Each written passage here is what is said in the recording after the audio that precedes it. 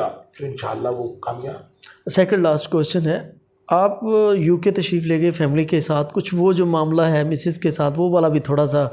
وہ اس سے تو بڑا ایک اصلاحی کلپ ہے تقویٰ، جو کہ وہ آپ کی مسز کہہ رہی ہیں کہ اگر میں یہاں فوت ہو جاؤں تو مجھے نہ دفن کرنا، اس کا تھوڑا سا یہ تو ایسی ایک جو ہے نا لیکن بڑا دل کو چھو لینے والی کیفیت آ رہی ہوتی ہے اس شخص سے۔ کو اپنا جو ہے نا خیال ہے نا اپنا، جی جی تو وہ خیال صحیح بھی ہو سکتا ہے غلط بھی ہو سکتا ہے، جی جی لہٰذا یہ تو نہیں مطلب کہ کوئی شخص اگر یو کے میں فوت ہوگا تو بخشا نہیں جائے گا یہ ایسا تو نہیں ہے، لیکن بہرحال وہ خواج کیا تھا وہ تھوڑا سا کو خیال تو آتا ہی ہے نا کہ یو کے میں اگر آپ فوت ہو جاتے ہیں دو میں سے ایک بات ہوگی نا، یا تو آپ کو وہاں دفنا دیا جائے گا اور یا آپ کو پاکستان لایا جائے گا۔ اگر آپ پاکستان لاتے ہیں تو وہ جو میت کے ساتھ جو کچھ ہوتا ہے جی جی وہ کہتی ہے وہ بھی بے حرمتی ہے میت کی، ٹھیک ہے، اگر میں وہاں دفن ہو جاؤں تو اس کا مطلب میں ایک ایسی جگہ پہ دفن ہو گئی۔ تو دیکھیں نا یہ آدمی کا تخیل ہے، آدمی سوچتا ہے۔ لیکن میں جب حج پہ گیا، میں سے ساتھ ہی بچے بھی تھے، تو میں بہت دعائیں کرتا تھا، مکہ میں تھے ہم تو میں بہت دعائیں کرتا تھا یا اللہ مدینہ میں موت آ جائے، تو بہت دعائیں کرتے رہے۔ تو میری دعا تھی کہ یا اللہ تو نہ بس مدینہ ہی رکھ لے مجھے اور بس ادھر ہی مجھے موت آ جائے۔ اچھا وہ دعا کرتے رہے، جب واپس وہاں سے آنے لگے مدینہ طیبہ سے واپس، تو میری میسج کہتی دیکھیں تم نے یہ دعائیں کی ہیں کہ اللہ تعالیٰ مجھے یہیں موت دے دے، میں نے دعائیں کی ہیں کہ اللہ اس کو زندگی دے دے، اللہ نے میری دعائیں قبول کر لی ہیں، تیری نہیں قبول کر۔ یہ تو ہر ایک کا اپنا تخیل ہے۔ دیکھیں اللہ تعالیٰ کے ساتھ بھی تعلق جو ہے نا ہر چیز ہر شخص کا میں سمجھتا ہوں ایک وہ تعلق ہے جو سب کا کامن ہے،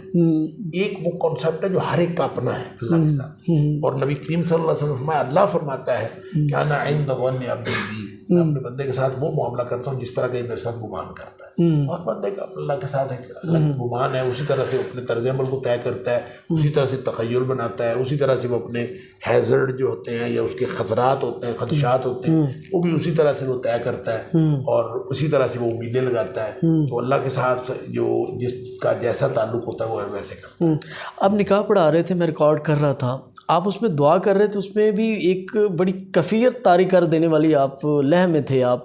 کہ اللہ ایسی محبت ڈال دے کہ جیسے آپ صلی اللہ علیہ وسلم اما عائشہ رضی اللہ تعالیٰ عنہ کے درمیان تھی۔ ایسا پاسبل ہے کہ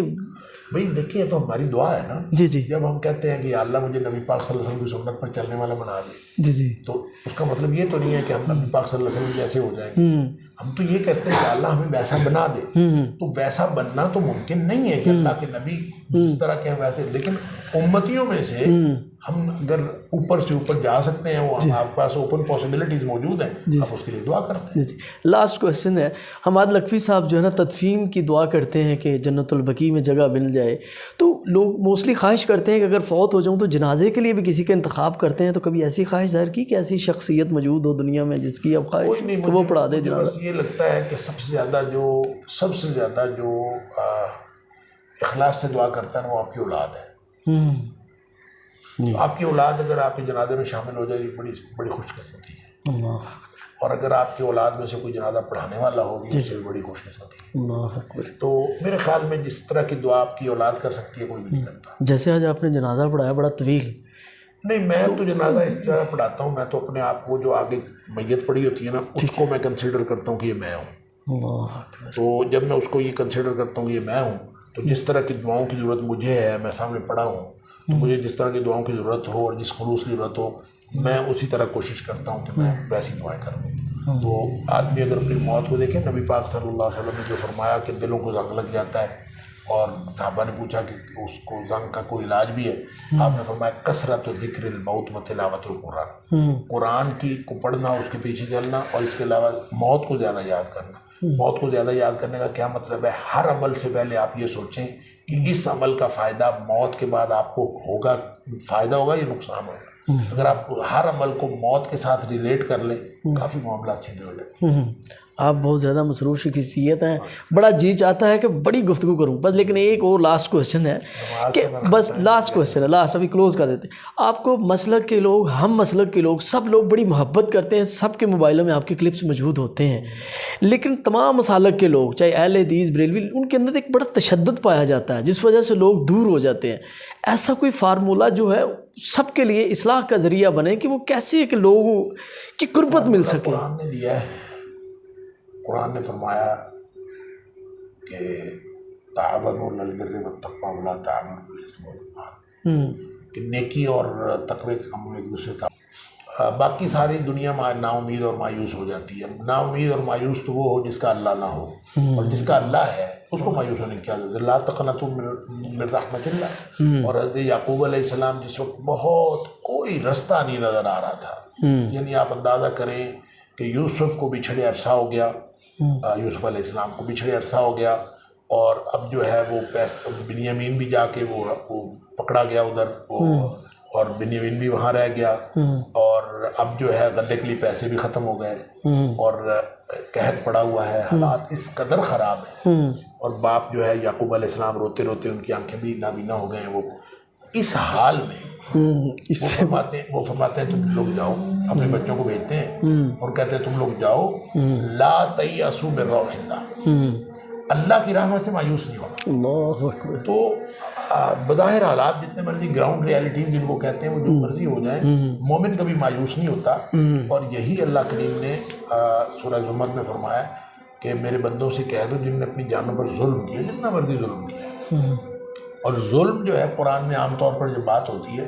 ظلم سے مراد وہ شرک ہی ہوتا ہے، کہ کیونکہ ان الشرک لظلم عظیم، سب سے بڑا گویا کوئی شرک بھی کر بیٹھا ہے نا، تو وہ اگر معافی مانگے گا اللہ تعالیٰ تو اللہ تعالیٰ معاف کر دے. یعنی کہ شرک کی گناہ کی سب سے بڑی جو سٹیج ہے نا ٹاپ پہ، وہ شرک ہے. قرآن نے کہا ان اللہ تعالی لا یغفر ان یشرک بہ، اللہ کبھی بھی معاف نہیں کرے گا جو اس کے ساتھ شرک کیا گیا ہو. یہ اصل میں اس کا مطلب ہے توبہ کے بغیر معاف نہیں کرے گا. وگرنہ اللہ تعالیٰ توبہ کے ساتھ جو ہے وہ شرک بھی معاف ہو جاتا ہے. توبہ کرے، جتنا مرضی بڑے بڑے گناہ ہوں، توبہ کرے تو معاف ہو جاتے ہیں. اچھا، اداسی پریشانی کے عالم میں آپ صلی اللہ علیہ وسلم نے بھی بڑے فیزز دیکھے ہیں.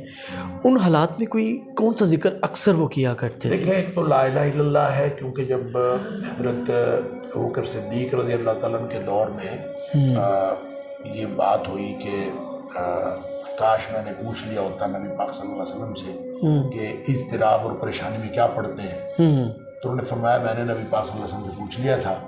اور نبی پاک صلی اللہ علیہ وسلم نے فرمایا تھا کہ لا الہ الا اللہ پڑھا کرو. لہٰذا لا الہ الا اللہ جو ہے اس مطلقاً یہ کلمہ یہ بھی انسان کو اس کی کیفیات ٹھیک کرتا ہے. اس کے علاوہ لا حول ولا قوت الا باللہ، اس سے نبی پاک صلی اللہ علیہ وسلم ہے کوئی شخص آیا تھا، اس نے کہا تھا مجھے وسوسے آتے ہیں، آپ نے فرمایا لا حول ولا قوت الا باللہ پڑھا کرو، تمہارے وسوسے بھی دور ہو جائیں گے اور اس کے علاوہ 100 مسئلے حل ہو جائیں گے. اب یہ جو لا حول ولا قوت الا باللہ اس کو جب وسوسے کے ساتھ اٹیچ کرتے ہیں تو وسوسہ اصل میں سائیکولوجیکل جتنی پرابلمز ہیں وہ وسوسے ہیں. لہٰذا جس شخص کو بھی سائیکولوجیکل پرابلمز ہو، لا حول ولا قوت الا باللہ جو ہے اس کا ذکر جتنا زیادہ کرے گا آہستہ آہستہ سائیکولوجیکل پرابلم سے باہر نکل آئے گا. اچھا، کوئی ایسا انسان ہے، کچھ ایک خواہش ہے، شرن اس کا حق ہے، ایک بند گلی میں وہ